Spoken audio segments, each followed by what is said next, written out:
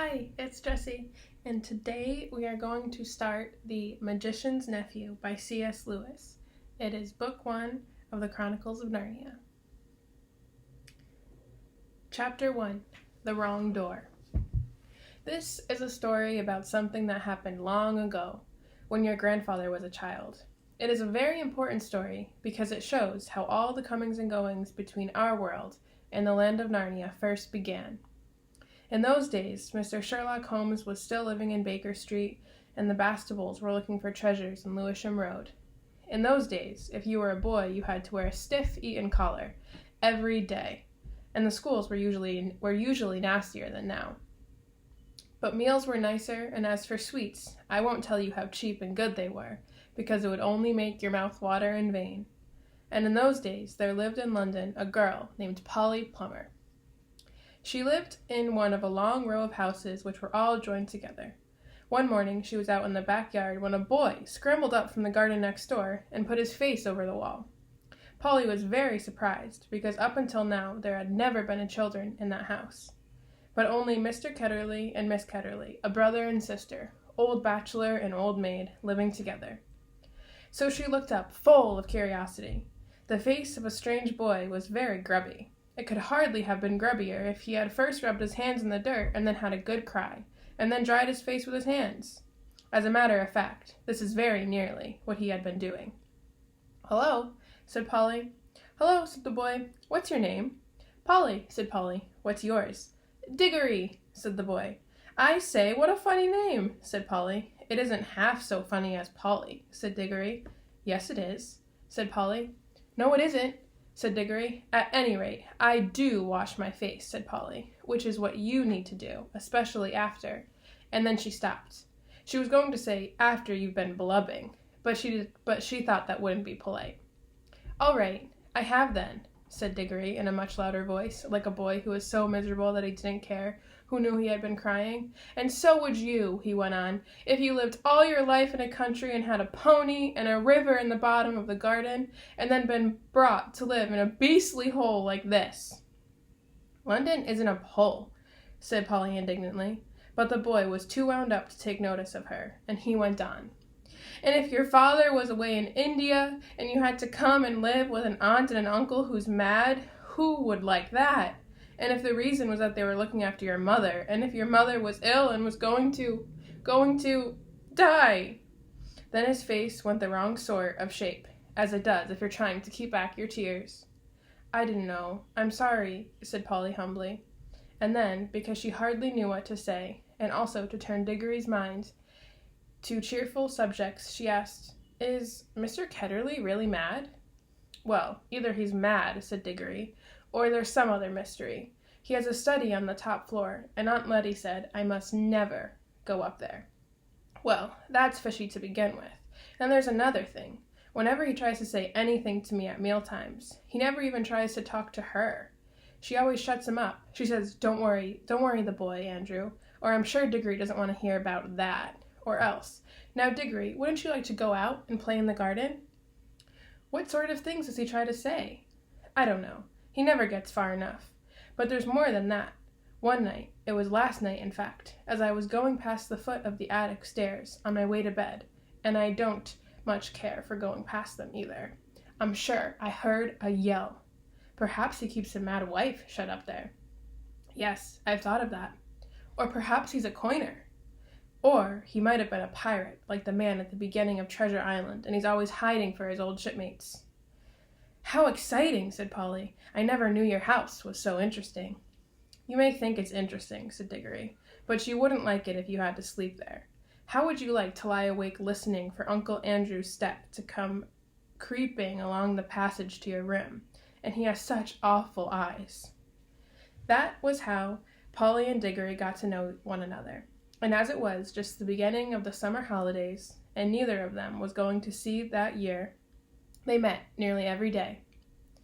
Their adventures began chiefly because it was one of the wettest and coldest summers there had been for years. That drove them to do indoor things, you might say indoor exploration. It is wonderful how much exploring you can do with a stump of a candle in a big house, or in a row of houses. Polly had discovered long ago that if you opened a certain little door in the box room attic of her house, you would find the cistern and a dark place behind it which you could get into a little careful climbing. The back place was like a long tunnel with brick wall on one side and a sloping roof on the other. In the roof there were little chunks of light between the slates. There was no floor in this tunnel. You had to step from rafter to rafter, and between them there was only plaster.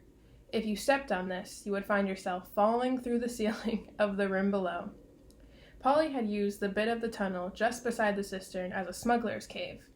She had brought up bits of old packing cases and the seats of broken kitchen chairs and things of that sort, and spread them across from rafter to rafter, so as to make a bit of a floor.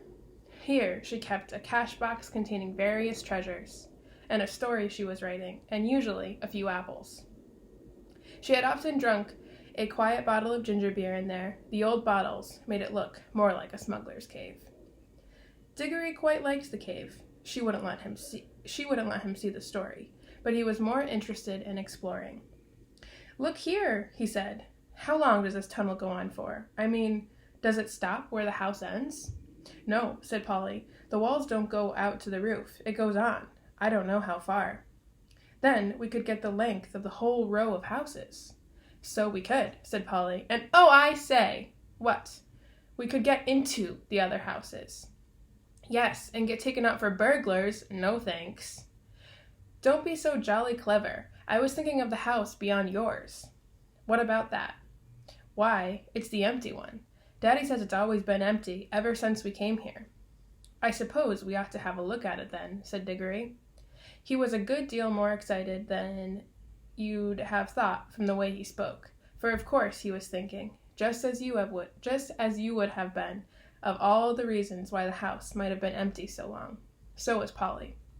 Neither of them said the word haunted, and both felt that once the thing had been suggested, it would be feeble not to do it.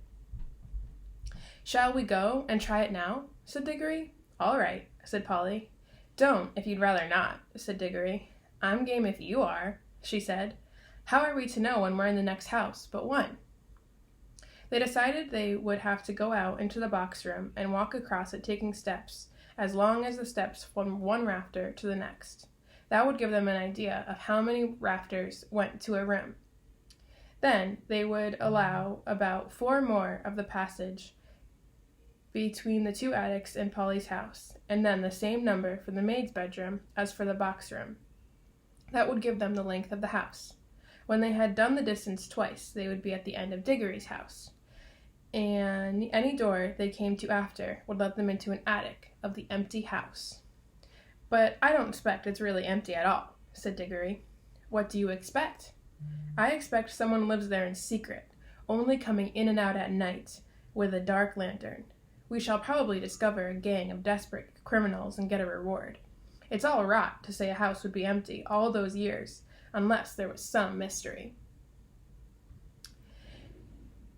"Daddy thought it must be the drains," said Polly. "Pooh! Grown-ups are always thinking of uninteresting explanations," said Diggory.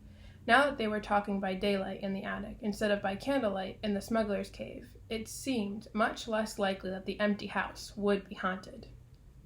When they had measured the attic, they had to get a pencil and do a sum.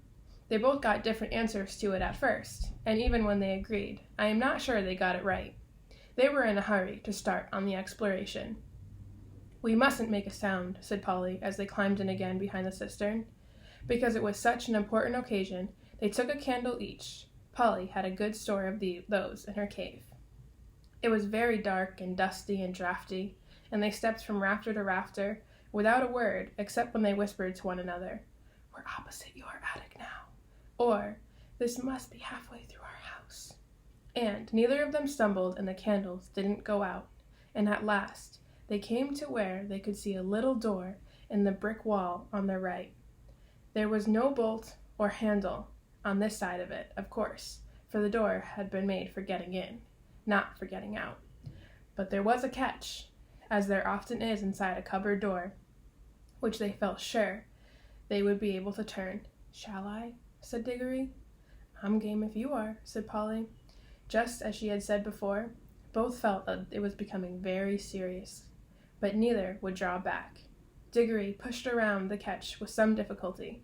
The door swung open, and sudden daylight made them blink. Then, with a great shock, they saw that they were looking, not into a deserted attic, but into a furnished room. But it seemed empty enough. It was dead silent.